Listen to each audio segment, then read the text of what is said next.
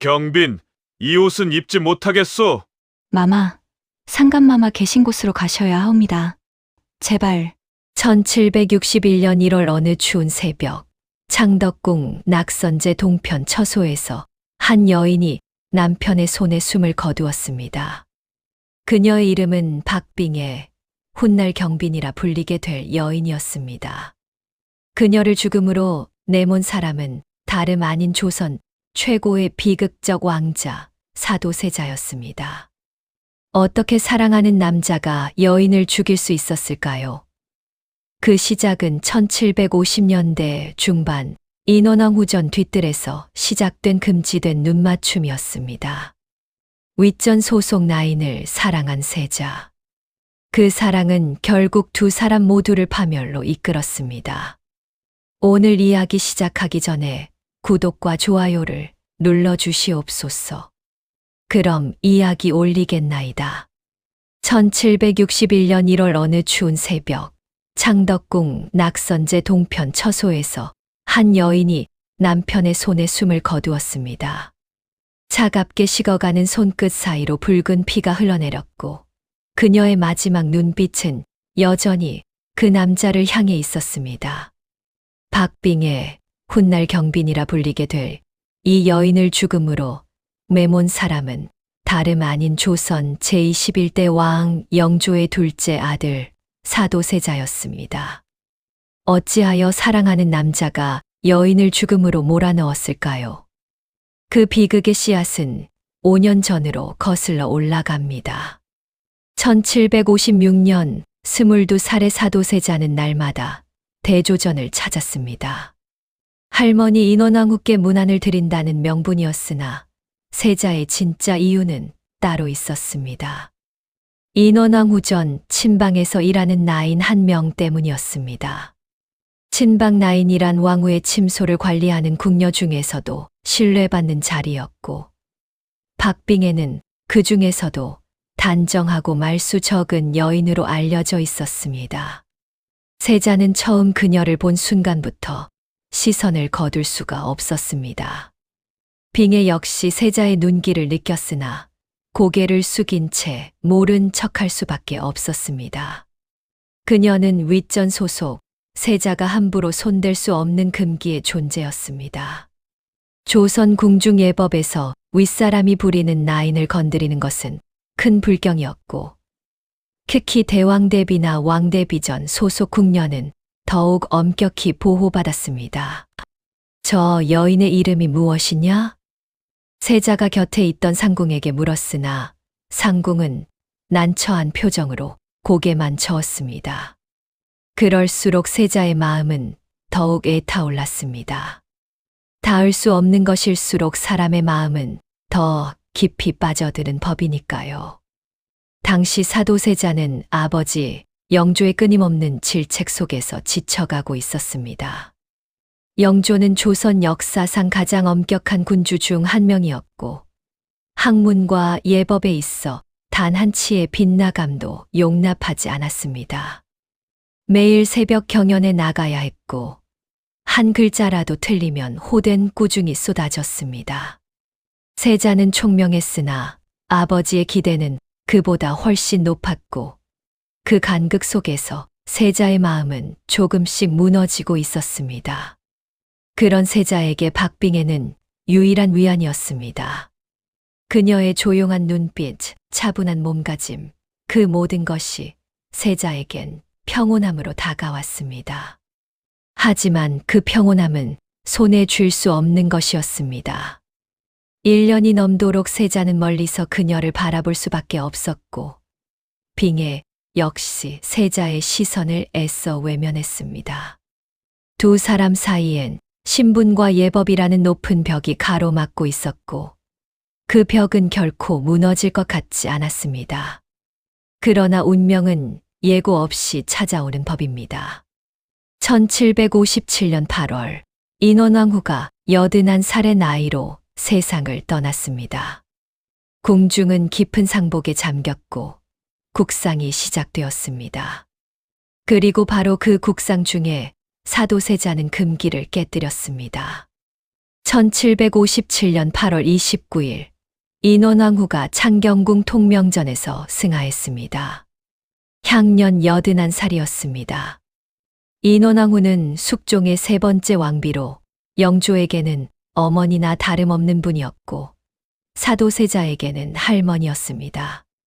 궁중은 깊은 상복에 잠겼고 3년상이 시작되었습니다. 이 기간 동안 왕실은 모든 사치를 금하고 검소하게 지내야 했으며 혼례나 잔치는 물론 사적인 기쁨조차 드러내서는 안 되는 엄격한 시기였습니다. 그런데 바로 그해 9월 국상이 시작된 지 한 달도 채 되지 않아 충격적인 소문이 궁중을 떠돌기 시작했습니다. 사도세자가 인원왕후전 소속이었던 나인 박빙애를 자신의 처소로 불러들였다는 것이었습니다. 세자는 그녀를 종육품 수칙이라는 품계로 삼았습니다. 수칙은 엄밀히 말하면 후궁이 아니라 궁녀의 높은 품계였으나 실질적으로는 세자의 여인이 되었음을 뜻했습니다. 이 소식이 영조의 귀에 들어가는 데는 오랜 시간이 걸리지 않았습니다. 영조는 즉시 사도세자를 불러들였고 대전 안은 무거운 침묵으로 가득했습니다. 국상도 끝나지 않았거늘 어찌 함부로 윗전 소속 나인을 거두어들였느냐. 영조의 목소리는 차갑게 떨렸습니다. 이는 단순히 예법을 어긴 정도가 아니었습니다. 인원왕후는 영조가 평생 어머니처럼 섬긴 분이었고 그 어른이 돌아가신 지 한 달도 안 되어 그 어른의 나인을 취한 것은 영조에게 깊은 배신으로 느껴졌습니다. 더구나 아버지의 허락도 구하지 않았다는 사실이 영조의 분노를 더욱 키웠습니다. 사도세자는 고개를 숙인 채 아무 말도 하지 못했습니다. 변명의 여지가 없었습니다. 영조는 즉시 박빙애를 궁 밖으로 내쫓으라 명했습니다. 세자는 떨리는 목소리로 용서를 구했으나 영조의 결심은 확고했습니다. 그날 밤 사도세자는 자신의 처소에 홀로 앉아 있었습니다. 빙애를 잃는다는 것은 세자에게 마지막 남은 위안마저 빼앗기는 일이었습니다. 아버지의 질책, 신하들의 시선, 끝없는 학문의 압박 속에서 그나마 숨 쉴 수 있게 해준 유일한 존재가 빙애였습니다. 그녀마저 사라진다면 무엇을 위해 살아야 할까요? 세자는 천천히 자리에서 일어났습니다. 달빛만이 희미하게 비추는 어둠 속을 걸어 궁중 우물로 향했습니다. 고요한 수면을 내려다보던 세자는 주저없이 몸을 던졌습니다. 차가운 물이 온몸을 감쌌고 세상의 모든 소리가 멀어졌습니다. 세자 저하께서 낙상하셨다. 급히 달려온 내관들이 세자를 끌어올렸고 궁중은 다시 한번 발칵 뒤집혔습니다. 영조는 아들의 극단적 선택에 큰 충격을 받았습니다. 자신의 꾸짖음이 아들을 죽음으로 내몬 것일까요? 영조는 괴로워하며 며칠 밤을 뜬 눈으로 지새웠습니다. 결국 영조는 한 걸음 물러섰습니다. 박빙애는 궁에 남을 수 있게 되었습니다. 하지만 정식 후궁의 지위는 주어지지 않았고 그저 수칙이라는 낮은 품계로만 인정받았습니다. 그럼에도 사도세자에게는 그것만으로 충분했습니다. 그는 빙애를 지켜냈고 그녀와 함께할 수 있게 되었습니다. 하지만 그 누구도 몰랐습니다. 이 사랑이 얼마나 무거운 대가를 요구할지. 1758년 가을, 박빙애는 사도세자의 첫 번째 아이를 낳았습니다. 딸이었고 훗날 청근옹주라 불리게 될 아이였습니다.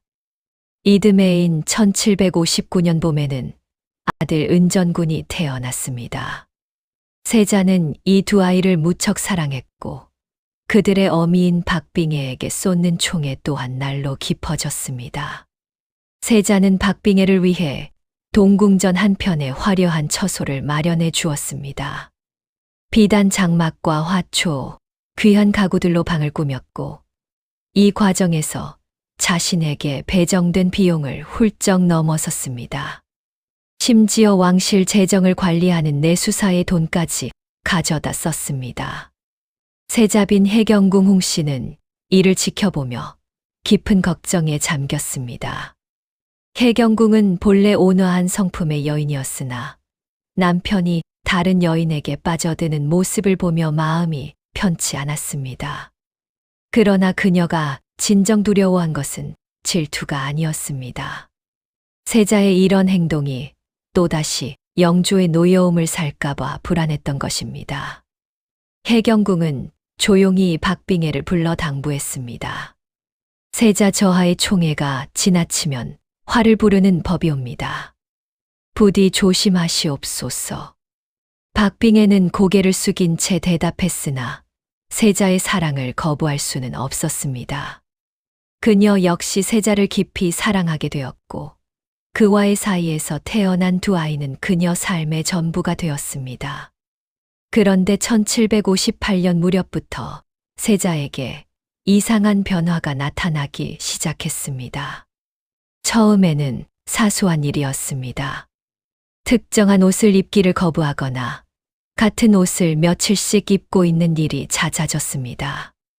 궁녀들이 옷을 갈아입히려 하면 세자는 심하게 거부했고 때로는 분노를 터뜨리기도 했습니다. 한 중록에 따르면 이를 의대병이라 불렀는데 옷을 입는 것 자체를 극도로 싫어하는 증상이었습니다. 세자는 입고 있던 옷이 다 해져 떨어질 때까지 갈아입지 않았고 억지로 갈아입히려 하면 폭력적으로 반응했습니다. 이는 오늘날 의학으로 보면 강박장애나 정신분열증과 유사한 증상이었습니다. 왜 이런 병이 생긴 걸까요? 아버지 영조는 여전히 세자에게 끊임없는 질책을 쏟아냈습니다. 새벽 경연에서 조금이라도 틀리면 호된 꾸짖음이 이어졌고 세자는 아버지의 기대에 부응하지 못한다는 압박감에 짓눌렸습니다. 날이 갈수록 세자의 눈빛은 흐려졌고 때때로 허공을 바라보며 중얼거리는 일이 잦아졌습니다. 박빙애는 남편의 변화를 가장 가까이에서 지켜봤습니다. 다정하고 총명하던 세자는 점점 사라지고 그 자리에 불안과 의심이 자리 잡았습니다. 작은 일에도 분노했고 밤마다 악몽에 시달렸습니다. 박빙애는 세자를 위로하려 애썼으나 그의 마음속 어둠은 점점 깊어만 갔습니다.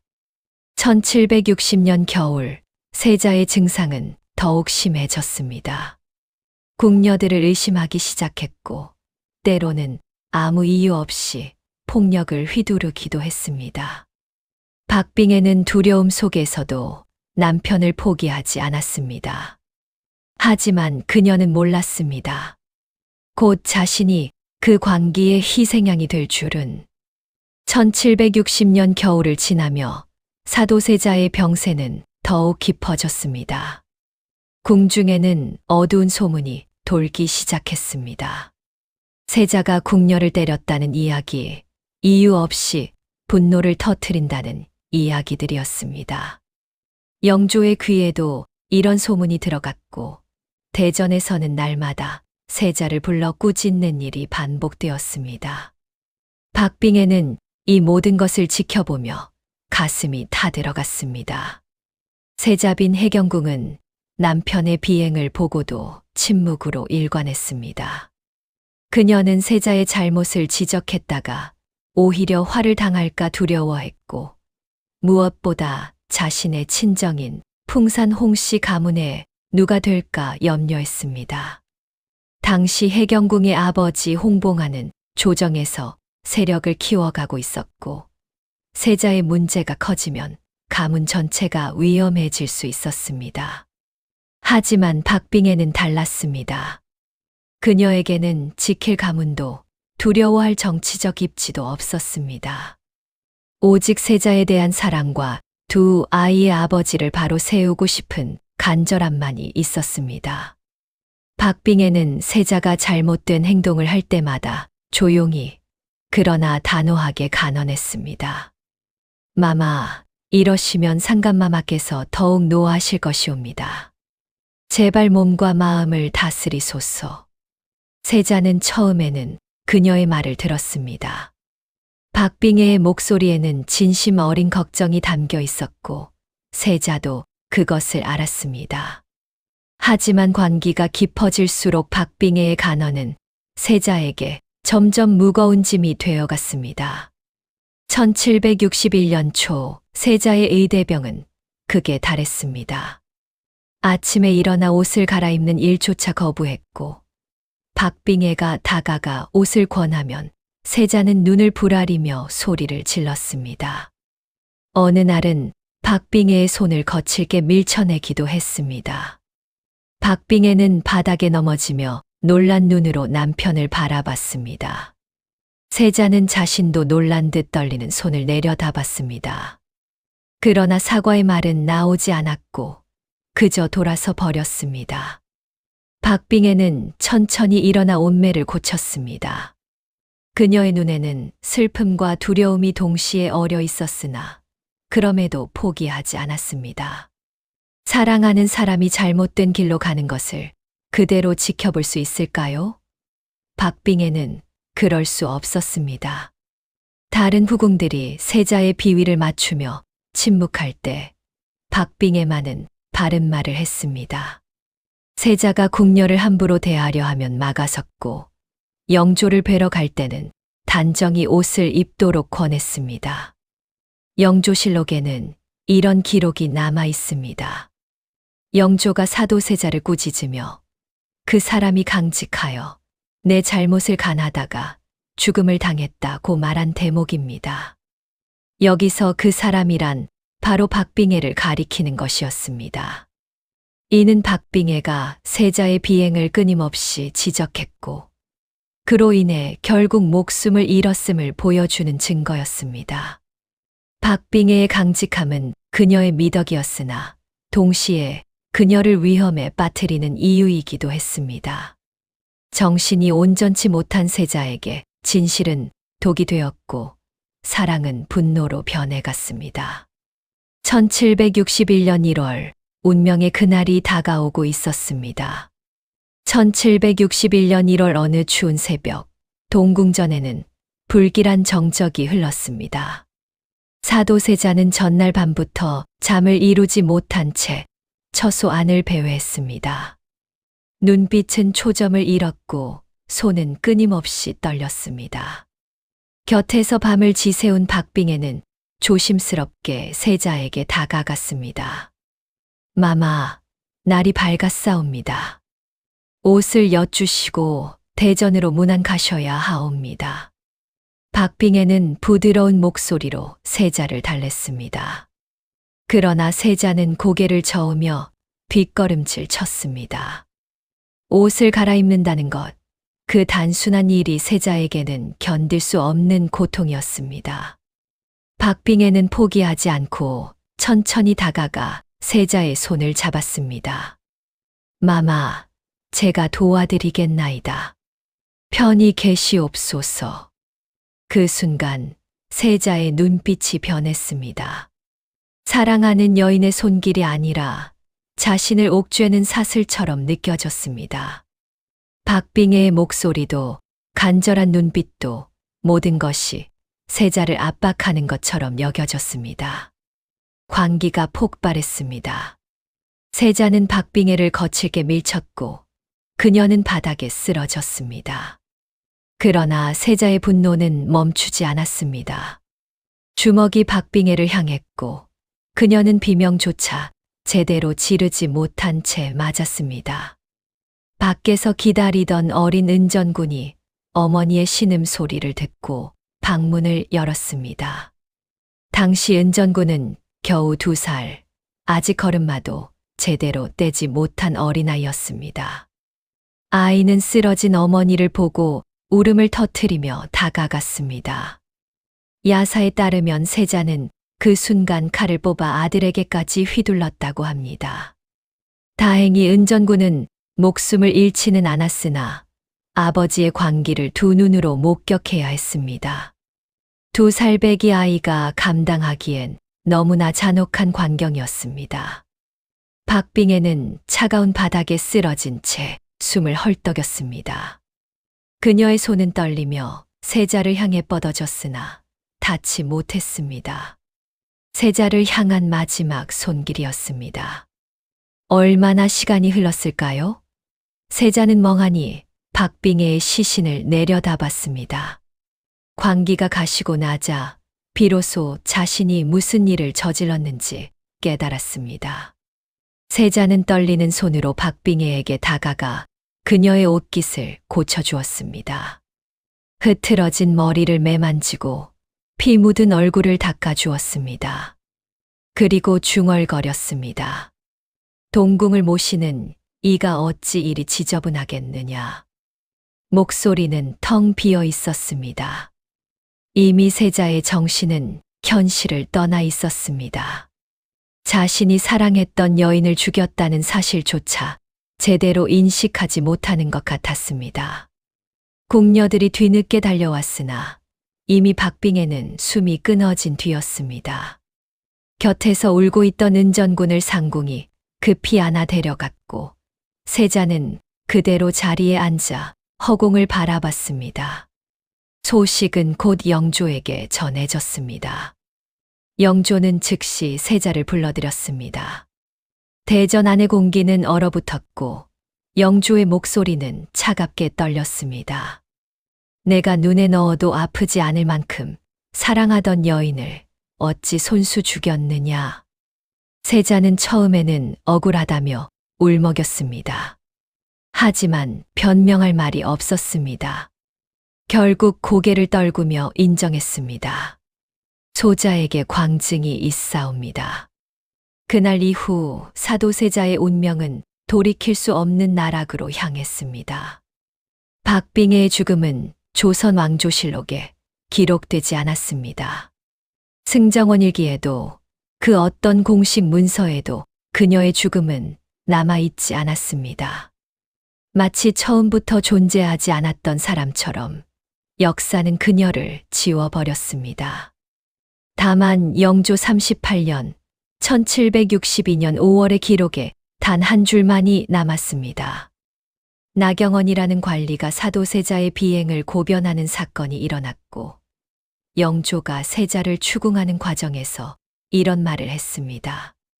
내가 왕손의 어미를 손수 때려 죽이고 그것이 전부였습니다.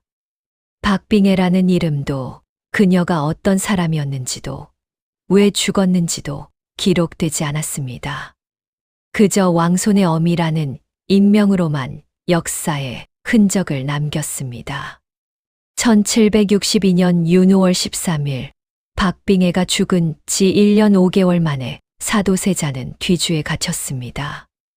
이모화변 영조가 자신의 아들을 직접 죽음으로 매몬 조선 역사상 가장 비극적인 사건이었습니다. 8일 동안 뒤주 속에 갇혀있던 세자는 결국 숨을 거두었습니다. 박빙애가 살아있었다면 이 비극을 막을 수 있었을까요? 그녀는 세자의 비행을 바로잡으려 애썼고 세자를 진심으로 사랑했던 유일한 사람이었습니다. 하지만 그 사랑과 강직함이 오히려 그녀의 목숨을 앗아갔고 세자는 마지막 버팀목마저 잃은 채 파멸의 길로 나아갔습니다. 박빙애가 남긴 두 아이의 운명 또한 순탄치 않았습니다. 딸 청근옹주는 1762년 어머니가 죽고 1년 만에 홍인한의 아들 홍익돈과 혼인했습니다.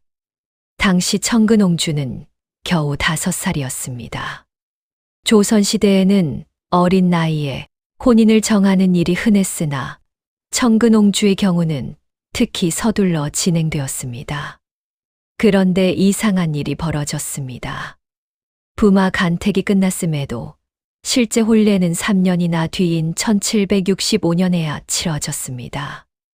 영조가 청근옹주를 그리 반기지 않았기 때문이었습니다. 아마도 박빙애의 딸이라는 사실이 영조에게는 불편했을 것입니다. 청근옹주는 결혼 후에도 궁중에서 크게 환대받지 못한 채 조용히 살아야 했습니다. 더 비극적인 것은 아들 은전군의 운명이었습니다. 1776년 영조가 세상을 떠나고 사도세자의 아들 정조가 왕위에 올랐습니다. 정조는 법적으로는 사도세자의 아들이 아니라 큰아버지 효장세자의 양자 자격으로 즉위했습니다. 이는 사도세자가 역적으로 몰려 죽었기에 그 아들이 왕위를 이을 수 없었던 복잡한 정치적 상황 때문이었습니다. 정조 즉위 이듬해인 1777년 은전군은 영모에 연루되었다는 혐의로 사사당했습니다. 당시 은전군은 19살의 젊은이였습니다. 어머니는 아버지에게 맞아 죽었고 자신은 이복형의 명으로 죽음을 맞았습니다. 어린 시절 목격했던 그 끔찍한 장면이 은전군의 삶을 어떻게 짓눌렀을까요? 박빙애의 피를 이은 두 아이는 모두 궁중의 그늘 속에서 살아야 했습니다. 그들에게 어머니는 기억 속의 온기였을까요?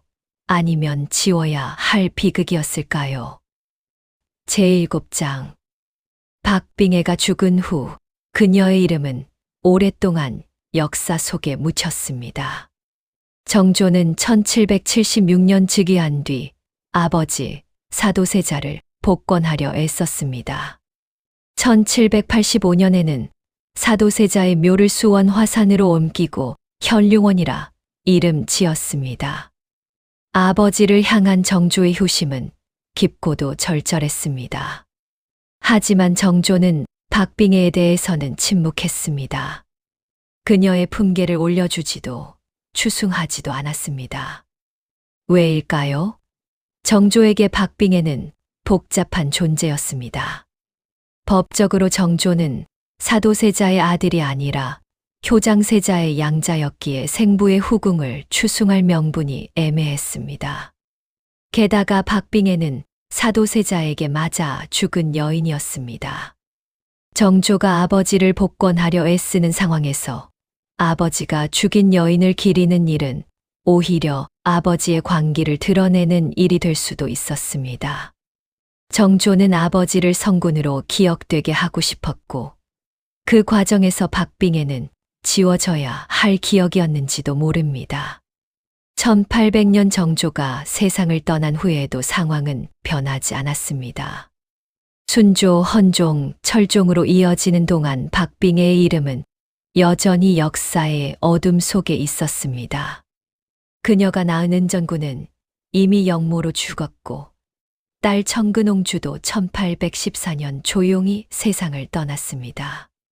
세월이 흘러 1863년 고종이 즉위했습니다. 고종은 철종의 양자로 왕위에 올랐으나 실제로는 사도세자의 증손자였습니다. 즉 박빙애에게는 고손자뻘 되는 임금이었습니다. 고종은 왕실의 위상을 높이기 위해 여러 조치를 취했고 그 과정에서 조상들의 격을 올리는 일도 진행했습니다. 1897년 조선은 대한제국으로 국호를 바꾸고 고종은 황제가 되었습니다. 황제국이 되면서 왕실의 격을 높이는 작업이 본격화되었습니다. 1899년 고종은 사도세자를 장조로 추존했습니다. 왕에서 황제로 격이 올라간 것입니다. 그리고 함께 박빙애도 종일품 귀인으로 추승되었습니다. 죽은 지 138년 만의 일이었습니다. 하지만 여기서 끝이 아니었습니다. 1901년 고종은 다시 박빙애의 품계를 올렸습니다. 정일품빈으로 추승하고 경빈이라는 자코를 내렸습니다. 경빈박씨, 그녀가 마침내 역사에 공식적으로 이름을 새긴 순간이었습니다. 140년이 넘는 세월 동안 망각되었던 한 여인이 비로소 황제의 후궁으로 인정받았습니다. 하지만 그때는 이미 그녀를 기억하는 사람도 그녀의 사랑을 증언할 사람도 모두 사라진 뒤였습니다. 경빈 박씨의 신위는 사도세자의 사당에 함께 모셔졌습니다. 생전에는 남편의 손에 죽었으나 죽어서는 그 남편 곁에 영원히 머물게 된 것입니다. 이것이 위로일까요? 아니면 또 다른 비극일까요? 역사는 때로 너무 늦게 진실을 기억합니다. 그러나 늦게라도 기억하는 것이 영원히 잊히는 것보다는 나을 것입니다. 경빈 박 씨라는 이름은 이제 역사 속에 남았고 그녀의 사랑과 희생도 함께 기록되었습니다.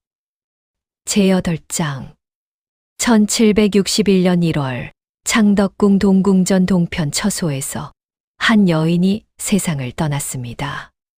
박빙의 훗날 경빈이라 불리게 될 그 여인은 사랑하는 남자의 손에 목숨을 잃었습니다.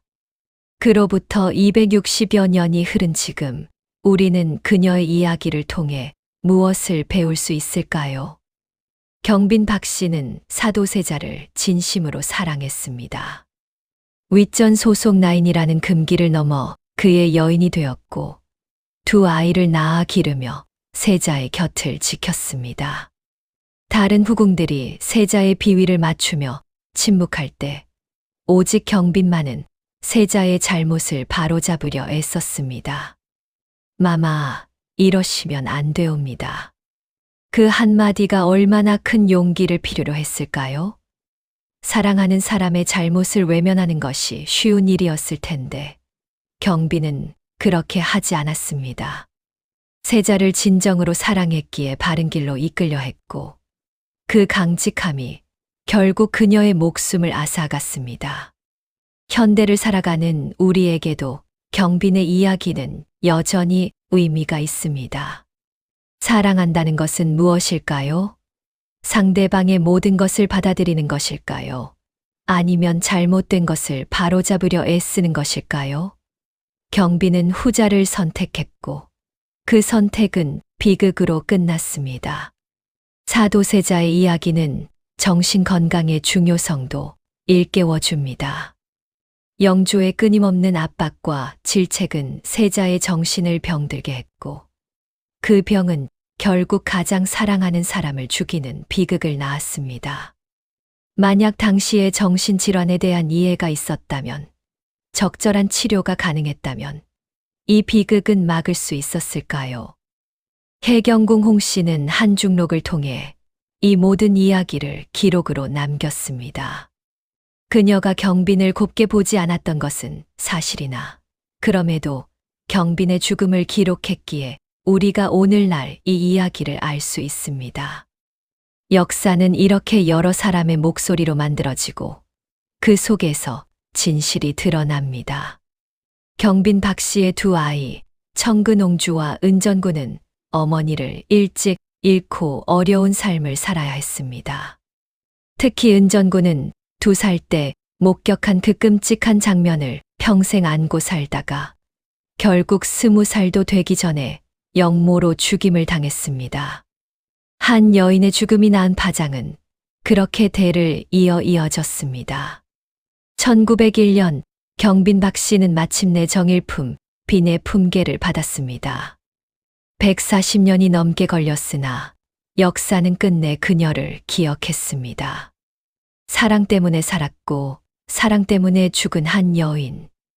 그녀의 강직함과 헌신은 이제 역사 속에 영원히 새겨졌습니다. 오늘날 우리는 경빈 박 씨를 기억하며 묻습니다. 진정한 사랑이란 무엇인가? 사랑하는 사람을 위해 어디까지 희생해야 하는가? 그리고 그 희생이 헛되지 않으려면 우리는 무엇을 해야 하는가? 경빈 박 씨의 이야기가 여러분의 마음에 닿았기를 바랍니다.